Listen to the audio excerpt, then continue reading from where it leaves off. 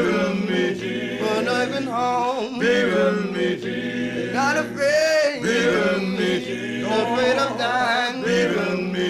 I know you do, Lord. That's what you saying. Don't leave me now, Lord. Oh, Lord. So that you stand by me.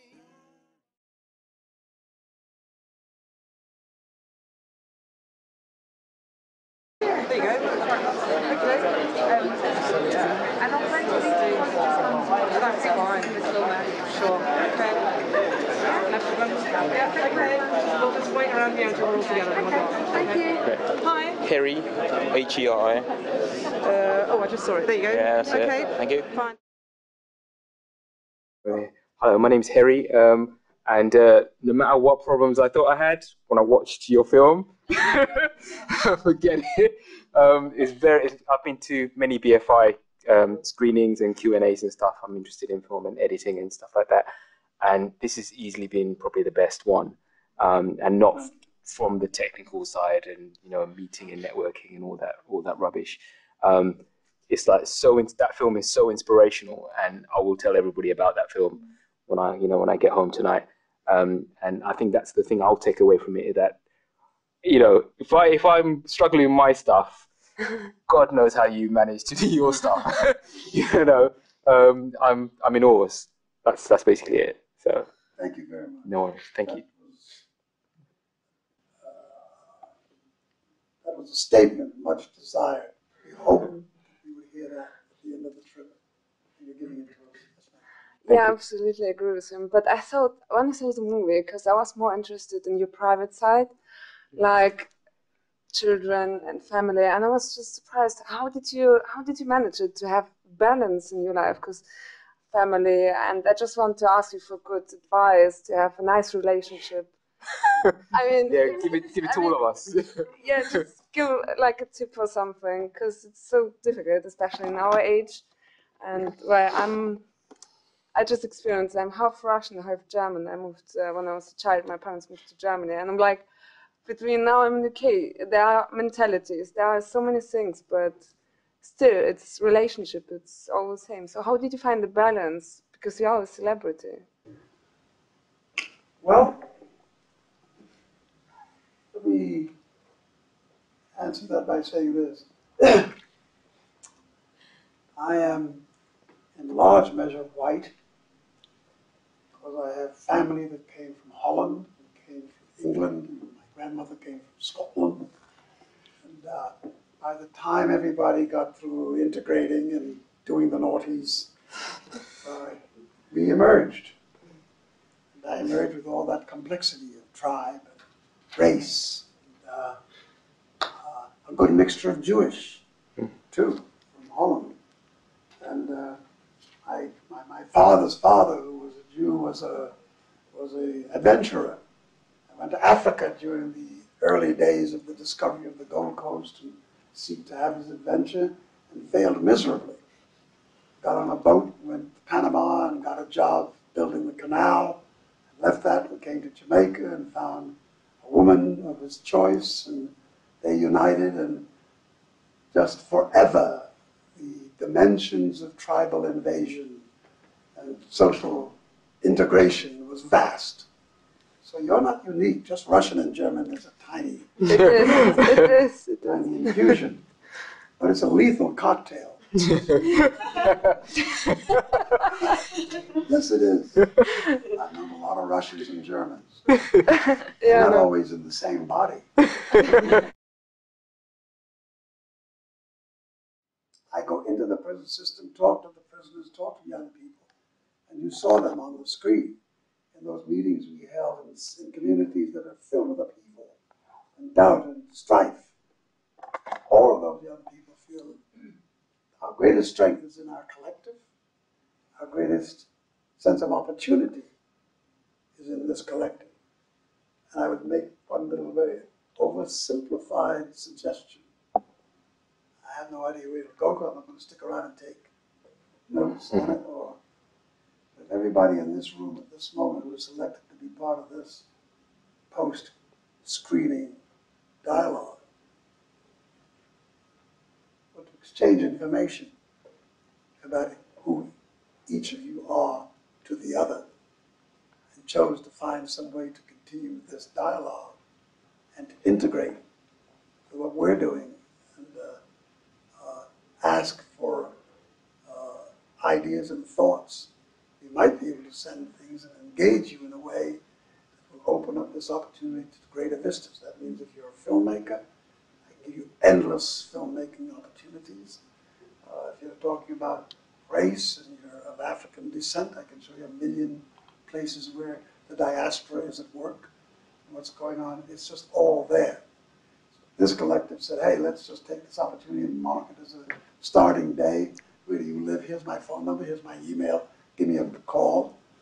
You may have a 50% fall off, but those who do call can help start some kind of a film component that does nothing but commits itself to social truth, rebel adventure.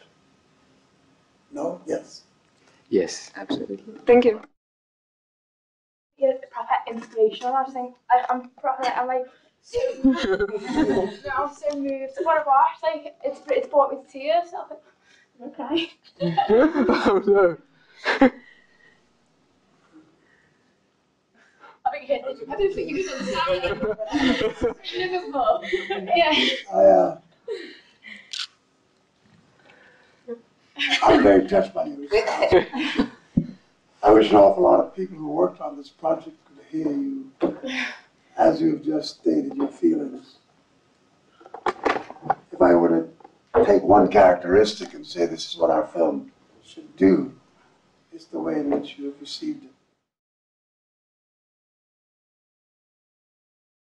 What's going on globally, where the world is in motion, so many young people seeking answers that transcends race, transcends borders, transcends gender. This film is intended to instruct and to give an example of what happened in a time not too long ago. We faced huge problems and dilemmas and wars and discomfort and conflict of ideologies and vast powers that everybody felt that at the end of this journey, the whole universe would be just one big carbon mass. But it's not. There's still time to do things, and I think that mood is evidencing itself, whether it's Tunisia or Cairo or Libya. Certainly what's going on in the United States of America has already appeared here in England and other places. The world is in motion, and I'm very happy to see that there's a generation that refuses to be taken for granted or resignated or designated to some place in historic oblivion. A lot of people say, well, where are the young people today and what are they doing? And there's such a selfish crowd. Well, that may have been a query a year ago, but it's no longer the way in which young people are being looked at now, and I think you should be absolutely thrilled with the way things are going. The question is not how things are going, but where do you take it? And just grappling with the question alone gives you an opportunity, a canvas that's huge. Because one of the things I think that's important about this film is, I think very important, the most important thing, when I sat at that table with Dr. King, he was 24 years old. I was 26. And we were the oldest ones in the movie, at least that part of the movie. And when you look at all the people in Mississippi and Africa and every place else, it was amazing how young, 18, 17. You saw me down in Greenwood, Mississippi, all those kids getting beaten. Came down to do the voter registration work and got put upon by the Ku Klux Klan and everybody shooting at us, all in their teens. They ultimately became the citizens that took over the governance. Well, not completely, but when we got the right to vote, black people said, well, how do you use this moment? Who do you vote for? And they voted for those with whom they were most familiar, which were people from the movement. So a lot of them went off into government. And that necessarily took their voice out of the communities because they were somewhere else. And we went into a period that was a little indulgent, because everybody began to just take advantage of this new harvest of opportunity. Black people didn't have the right to vote before this moment. It was quite a heady thing. And then we couldn't go and live and have choice in certain ways. And these choices came. And interestingly enough, there's a subtext. Because one of the second and most powerful liberation components in our movement was what happened to white women. White women in the South of the United States of America couldn't hold legal office, couldn't even be a lawyer. Nobody knows that. They couldn't appeal or try a case in court. A lot of things were unleashed by this movement. And for that alone, I think this current generation should take heart, because it was the young that did it, and it's the young that will do it again. Because the young generation grow up in a society who may be tired of making changes, a society who may be always think of themselves and not think for other people. And what advice would you give people, young people who like to change something, but grow up in an environment who push down? And don't give them that. Become complacent or become accustomed to being downtrodden. I think Yes, that's probably the proper English translation. I got it. I would say that probably the most important ingredient in what you're saying to me, or what you're asking, is there must come a point when you personally have got to stop behaving as a victim. Young people say, we get this, we get that, we can't this, we can't that. That's a component that I think is the first line of purging your obstacles. Stop being a victim. You're not a victim. You have power. And if you seek those who share your feelings on liberation, you will find that you are far more numerous than you realize. That's part of what this film tried to do, is to show the enormity of the forces we had on our side to deal with this. And the power that we could use once we stopped being the victim to go out and bring those who resisted us to the table. When Bobby Kennedy was first made Attorney General, a lot of people saw it as a great doomsday. But Dr. King said your task is to go out and find his moral center and to win him to our cause. But that first thing meant you had to purge yourself from being a victim. There are those who would victimize you, but you can't let them beat you psychologically and emotionally. So whatever you plead as a young person today, just throw that away. It's no longer, should no longer be your DNA. If you're an artist and you're a filmmaker, Paul Robeson once said something to me. Artists are the gatekeepers of truth. In us resides the only way in which civilizations are able to move forward, because we leave the history behind for people to draw upon. Whether you're a painter or a writer or a filmmaker, it is what you say. It's how you identify history. It's how you make it indelible that calls the attention of those who will read that history and feel inspired by it. The most powerful medium in the world today is film, just because of the power of the technology and how quickly you can do all the things. Catching the moment. Well, what an opportunity. I would go berserk if I was 16 years old.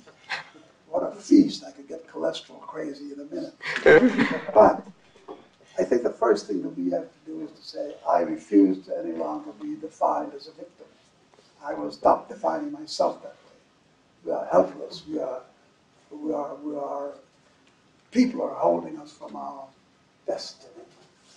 And I think if you can do that by looking at the examples that exist and can be used as instruments of inspiration, and you as an artist can begin to document that and to show the dynamic of that moment.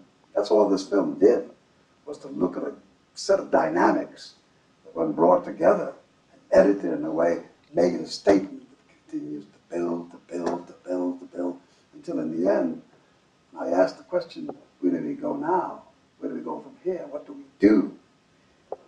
That was interesting to what happened with the audiences, and even all the reviews we've gotten in America. I mean, there was an awakening in the world of journalism on this film. I had no idea that we were stepping into that kind of environment. You know, we did it, if they want to critique it, say what they wanted to say, but I never expected that that much goodwill would have come our way, where people say that history is a model for where we must go now, and coming from the strangest places. So we got a lot of reward that we had not expected. What I'm wondering is the extent to which all this texting, Facebooks and stuff will make seeing this film one of the many things that should be in your agenda of causes. What will you say to your friends about this, and how will you encourage them to see it? That word of mouth is the most important thing for this film. And we're working now on our second film, energized by what we saw here. And it's called Another Night in the Free World. And it's taking a look at the global movement of young people, what they're doing, trying to document that. And certainly you've got a lot going on here in England. Where are you from? Germany, from Munich. Munich, yeah, Munich. Have you been in Munich already? Huh? Have you been in Munich already? Before you were born, I was Yes, I visited. I perform there quite often. I have a special synergy with Germany. My first visit to Germany was in the 1950s, early 1950s, before there was a wall. There was certainly Checkpoint Charlie and all that stuff. But eventually, as Germany emerged, and you had East and West, and the debate, and the stuff, Germany was an exciting place in which to be. And the first non-American offer to visit the world was at the Berlin Film Festival this year. And I went berserk with a sense of plunder to get to that festival and to have the debate that emerged. And now on my way from here tomorrow to Viennese, to the film festival in Vienna. And a lot of my German friends are coming to Vienna to have this new dialogue and this new debate. But to the task at hand, I think those of you who have chosen to become filmmakers, the opportunities are so vast, whereas many of us had excuses about unable to find financing and unable to get this and unable to get that. There's so many pieces of technology that makes you able to make a film that could have profound consequence. That doesn't have to go through a system that has been traditionally closed to us. The studios, and television with their commercials and sponsors and all those things would say to you, you can't go on the air, or you can't touch, or you can't this. All of that's in the dark ages. It's a new day. And I think that if I had any wish, it would be to be 18 again. Not for biological mischief, but for opportunity to use all at my disposal. Yes. I just wanted to say, by watching it makes me want to get involved, makes me want to go out there and do my part and make a difference. But when you've had opportunities that fell at your door, maybe because of the colour of your skin and what you was involved in, I wouldn't even know where to start. I wouldn't know how to go out there and make a difference because I'm not involved in anything. So maybe some advice on what I could do. It's difficult because there's big movements that have happened. Like, say, there's not something that I've been involved in, or it hasn't crossed my path for me to go and do something, but I want to do something. A lot of people come to me and say, what can I do? And I say, what do you want to do? And if you want to do something, then the question is, how best to engage it? I'll give you a little scenario.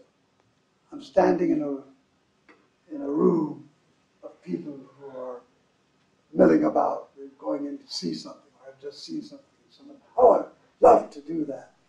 And I'd say, how much would you love to do it? I mean, with everything in me, I just love to get involved. And well, tell me, what do you do? Well, I'm a doctor. Ah, you're a doctor.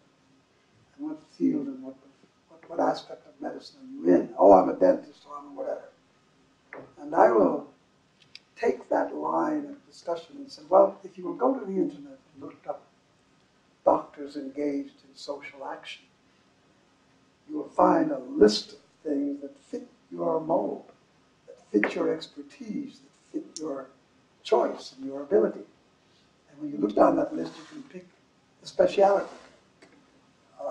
Everybody has something out there that can fit their capability or their passion or their desire. If you plead me a culpa and say, I don't know where to begin or where to look, that's an innocent enough thought, and I can respect that. But then sometimes it becomes the tool of the biggest escape from the responsibility of really doing something. Don't be innocent. Don't be a victim of the absence of information. It's out there more than you know. And in the United States, we have a movement, and there are other movements in the world that you can easily tap into. If you look in the internet, you go to the web, and you look up Sing Your Song, themovie.com, you will see a window. And once you engage that window, it'll take you to many outlets fraught with information and how people can get engaged and involved to find out what we're doing and see where your environment fits. We're now begun to have a global outreach. As the film shows in different places, people ask the same questions. And we hook each other up. And I think there's a lot that you can be serviced with if your request is genuine and if your passion to get involved and make change is upfront. Yeah. It's all quite doable.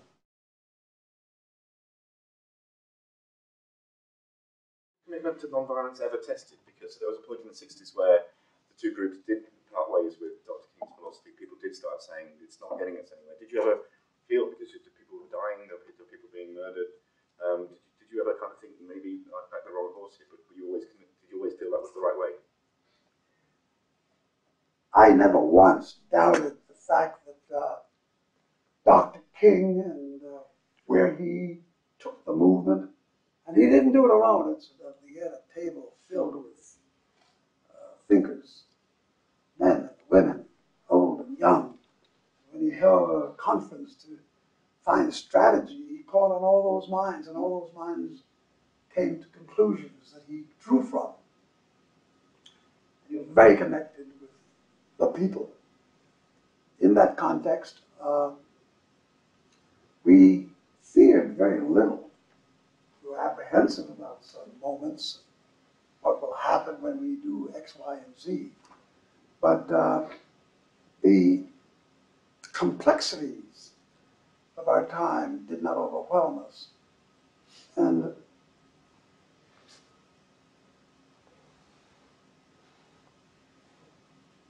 you made a point in your question just now that I'm stuck on. What was the... Did you ever waver from the path of non-violence? No. We had challenges thrown at us that made us wonder if we were doing all the right things. When the movement became far more energized by extreme radical thought, the Black Panthers, violence, this soft walk is not taking us where we need to go. We had to be able to demonstrate that our choices were really the ones that carried moral imperative, that carried a far stronger potential for victory than those who came and said, let's blow up the place. A lot of those who wanted to blow up the place were friends of mine. We had to sit and have these really strong discussions, and we lost some to violence. But by and large, I think for what we were and the potential for infinitely greater violence, never came to the fore. The violence that defeated us was the murder of Bobby Kennedy and Medgar Evers and Dr. King. And until this moment, in a recent report from the Justice Department, there are still 2,000 people unidentified and unknown. We have no idea what happened to them. So we have a huge, there's a lot of mystery out here. A lot of the police institutions and the investigative institutions have begun to look more deeply into what happened to them. So maybe 20 or 30 years later, but we're looking. Justice will not go unmetted. You got to look where you're not looking. And I think one of the ways to break the mold is to do you dare to go where you've never been before. Do you dare to look and listen to a point of view that may, in the past, have sounded alien or disturbing, and just took a peek and see what it really has to say and what it has to offer. One of the great successes of any movement is to overcome difference, and to overcome rigid definitions that were intended to maintain the human spirit rather than inspire it. And I say to you that there's so much opportunity. This is the first that I'm hearing that there's a significant black community in Portugal. I've been to Angola, and I've been to Brazil, and I've been to Mozambique at the time of the great rebel goings on. And I had no idea that any significant number of Africans have arrived in Portugal and created a community. I know what my next visit, where my next visit will be. I have not quite understood the extent of the Afro-German community either, how many Africans there are now in Germany. There are people of birth who are Germans that are black. It is a new order. At the very end of the film, I showed us in Berlin walking through a monument with a young man who was German. And he led me to understand that there is a large European emergence of people of color who are of birth from those communities. It's the first time I've met somebody who's Afro-Portuguese. Exactly. The problem is, like the statistics, they don't show many African people because most of them are already Portuguese. We are already Portuguese, so in the statistics we are Portuguese, but we are black, and we have all the problems of being born in a country that's not a black country. So there is always this barrier, and people doesn't know really that there is a big black community in Portugal. Well, do you think it's a good thing that there's no census delineation, that people are not identified by color? I don't have the necessity to say I'm black, but I know that in my country there is this difference. That if I tell a Portuguese person I'm Portuguese, they will look at me like you're Portuguese, but they will ask me, where are you from? I will say I'm Portuguese. But your parents, they always have to make a statement like, I know you may have born there, but you are from other place. So you need to know where my roots are. I'm not denying my roots because my culture is all from Africa, and I'm very proud of that. But I know and I feel like a normal Portuguese. Normal. Again. I don't know how to explain it, but I do. Yeah, I thought you explained it very well. Yeah, nothing's wrong with your English. I get it. Yeah. I understand. And the idea for Another Night in the Free World came out of a Berlin encounter. There was a group of immigrants who had come to Germany, and in Dusseldorf, though a lot of white German citizens were very disgruntled by this black presence in their community, and they charged them with having come there for the purpose of taking away jobs and work, which is always the classic statement for racism that has nothing to do with employment. First of all, a lot of the jobs that these people had took, Germans didn't want, and there was a wide opening. America, as an immigrant nation, thrives on the fact that there's a large immigrant motion constantly. As a matter of fact, interestingly enough, now Germany is suffering in the statistic from a minus population growth. It's losing people, not building up people, and therefore its immigrant needs are greater than they buy. This particular family was caught in a home by skinheads, the fascist movement, and the building was set on fire, and they danced in the street while they watched the people inside burn to death. This created a huge motion for the moment.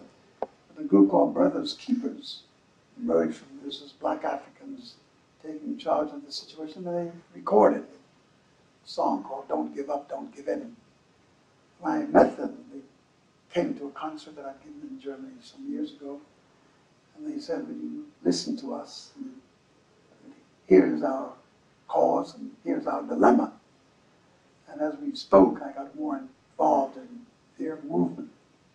They were the ones that made me take a look at what's going on in the free world. Certainly, by all classic definition, Europe is the bastion of the free world. The non-free world was supposed to be the dictatorships of Africa and India and Asia and Latin America and all those naughty people in China and Russia. The pure world and the free world was a group of nations that came together, were the greatest colonizers in history, and created some of the most cruel devices by which to control large masses of people. So we reside in this place with the story about the free world. What is it?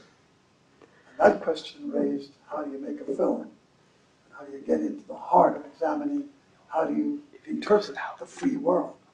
What does that really mean? And another night, the free world was to open up vast opportunities for exploration. What you're saying, to capture you on film will be a mission of mine beyond this room, and to get more information for the planting of information that our world is far more complicated and different than what has been heard. For you, getting back to the origins of the question, got you. It's interesting that you're studying criminology, because one of the real cornerstones of freedom in any civil society is how does the society mete out justice. Your study of criminology due to tell you about the justice system. What is it that you want to investigate? If it's pure crime by itself, then I don't have much that I can offer you. But if it's looking at criminology as an instrument to change social behavior, then your canvas is vast. And I think in the United States we have a black attorney general who sits at the head of the most powerful law institution in the world, because it's America. And Barack Obama is the president. That combination of these two men give you opportunities to say a lot of things that they are not saying, coming to this unique moment in their own governance that has this history at their disposal. So it's like, actually it's about the selection process. What do you want to really do with criminology? Study the science of crime, or study the social consequence? If you study social consequence, then you have a different criteria than just looking at where the fingerprints and what motivated the forensic look. You're nodding your head, so I'm glad to hear that's where you're headed. So. Yeah, this was my point, because I don't want, like, because if I want to help people after a crime is committed, I would be like a lawyer or something. Then I could help young black people that are in that situation. But that's not my point. That's not what I want to do. I want to try to do something in my country in order to change what's happening, and to prevent, because I see people that was born way after me, like in prison because he killed someone. Like, and I get shocked because it was something someone that I saw growing up. Like, it really shocked me. It was maybe the moment I decided to study criminology, because I want to change that, to don't have that feeling of come on, what's happening? Because this kid yesterday was like 5 years old and today is in prison. He'll stay the rest of his life in prison. So that's what made me choose this career, and is what I want to do. To change. Well, don't surrender your passion. Just broaden the base of its investigation. You can take it to other places and open it up. And give me a holler. We have chat stations. I've been known to answer back. That will not dismiss the fact that we have grave racial problems. What you set your sights on has to rise above the fray. Polls that say he's popular will be the very same polls that will tell you a week from now that he's more popular than he was last week. These polls are filled with vested interests in people who go after hearing the vote they want rather than hearing the vote that really exists. Barack Obama is first and foremost a human being that has somewhere in his construct flaws. We're all flawed. And I don't know that a black man is necessarily, as a black man, something to be pursued as an object. What difference does race make? Bobby Kennedy wasn't black, but his spirit and his soul was as pure and as meaningful to black people as any black man that spoke in his time. Maybe Dr. King had an edge on him, but there was not great difference and great distance. Bobby Kennedy wound up, in terms of his politics and his moral commitment, was far greater than is being revealed by Barack Obama at this moment. Barack Obama has missed a lot that people had expectations of him to end the war in Afghanistan, to step away from Iraq, to end the draconian laws that exist in America that are as primitive and as negative as any law Germany could have, or Russia could have thought of having. That you can be arrested in the dead of night without anybody knowing it, without any justice process. You can be arrested and the arresting officers don't have to tell you what you're arrested for. You cannot make a call for legal representation. Your family will not necessarily know where you are. They can spirit you out of the country, as our records officially reveal, and they can interrogate you under the suspicion that you are a terrorist.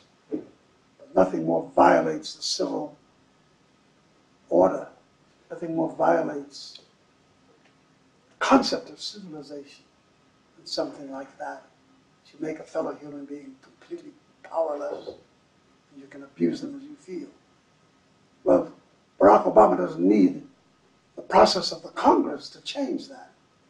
He is executive with enormous power. It's a stroke of the pen. By executive order, he can say, no human being would ever be arrested again under these conditions, signed President Barack Obama. He's chosen not to do that. That's a moral decision. It's not politics. It's not anything. It's immoral. Completely immoral that one could do that to a fellow human being and make it a matter of law.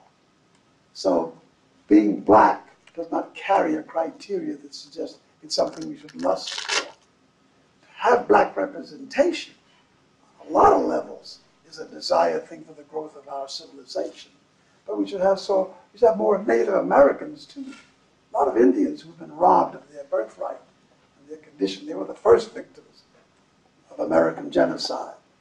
When they ran out of Indians and killed them all off, they went and got slaves. And it didn't make much difference that the slaves came from Africa. They could have come from anywhere, as long as they were slaves. So that when you look at how these things evolve and what we yearn for should no longer be defined exclusively by the reason of race. I think you can use race as an illustration of what oppression has been in the past. But Gaddafi is not white. Mobutu was not white. A lot of people who have governed Africa are not white. There are men who are leaders that were taken to lofty positions to do the right thing, and they were, like white men, they were corrupted by power.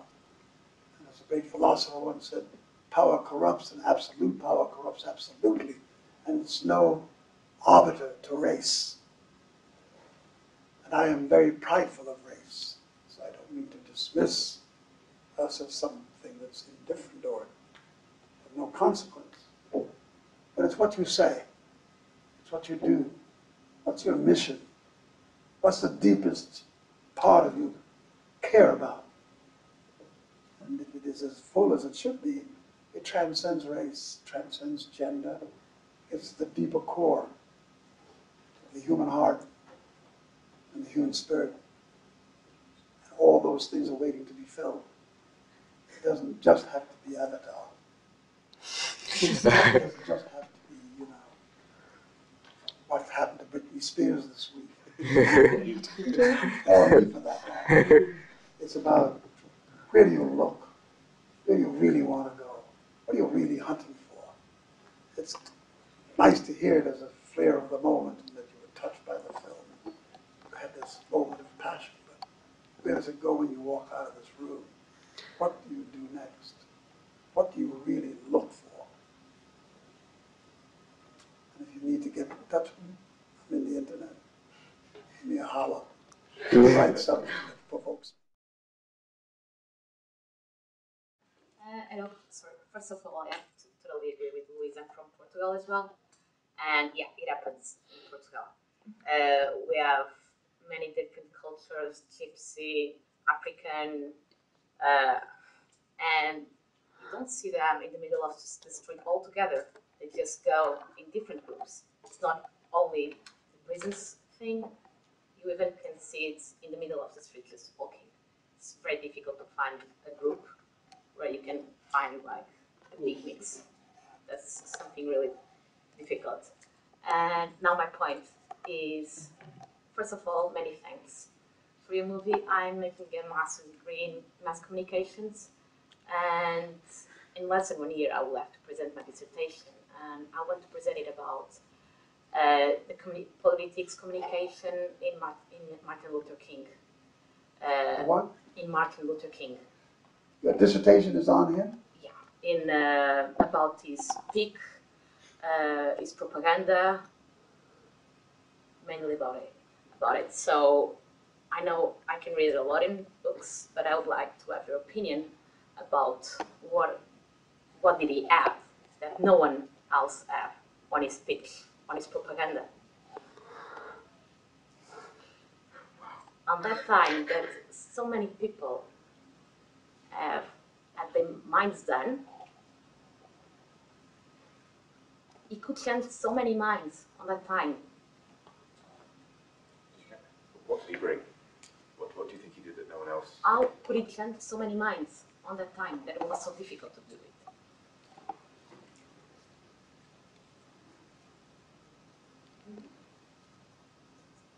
There are two forces, I think, that constantly circle each other, and then at one point they become a magnetic field that attracts them fully to one another. And I think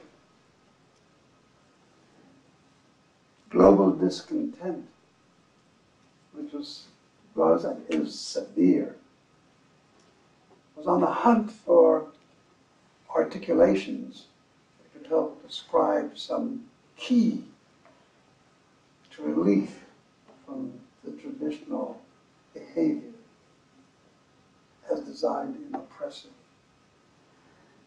conditions. Dr. King,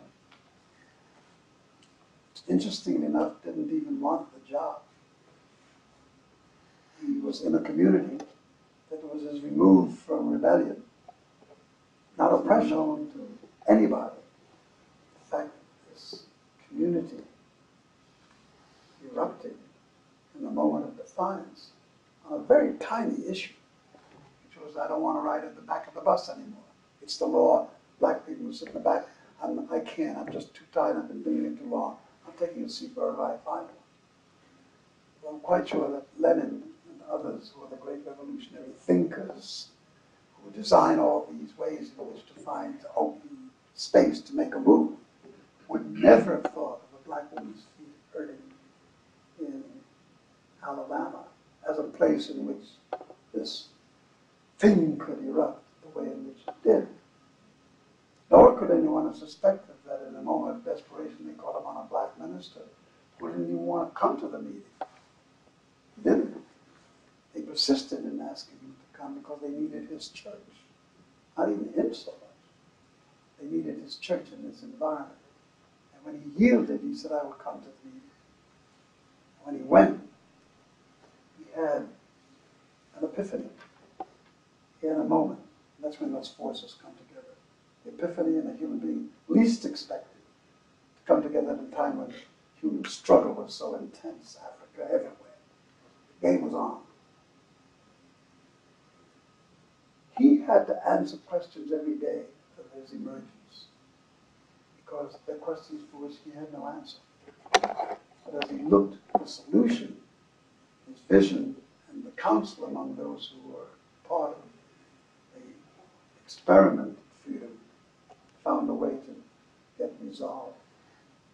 I'm not too sure that history isn't replete with such incidents. You study Christ, you study Gandhi, you study all of these people who applied a certain kind of nonviolent concept to social mission. They have a lot in common.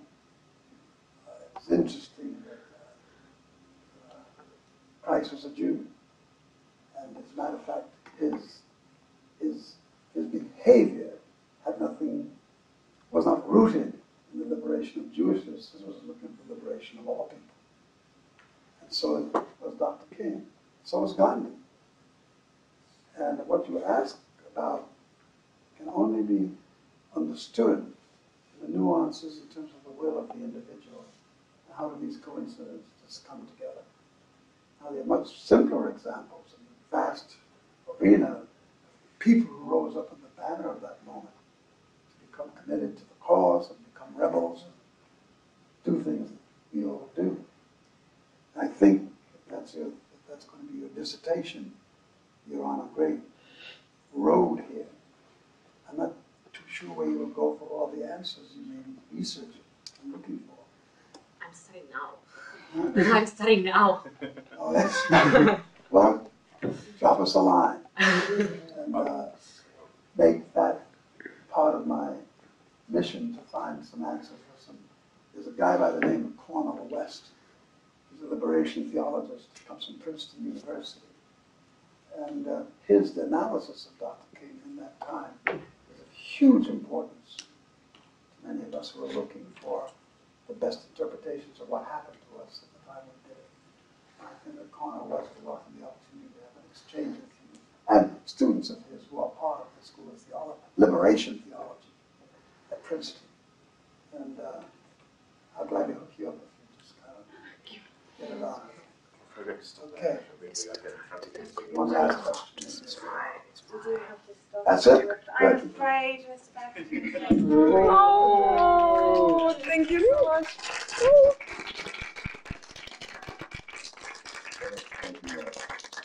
Thank you very much. I've enjoyed it. Okay, I will. Do you have Facebook and email? No, but I'll give you my Facebook. Okay.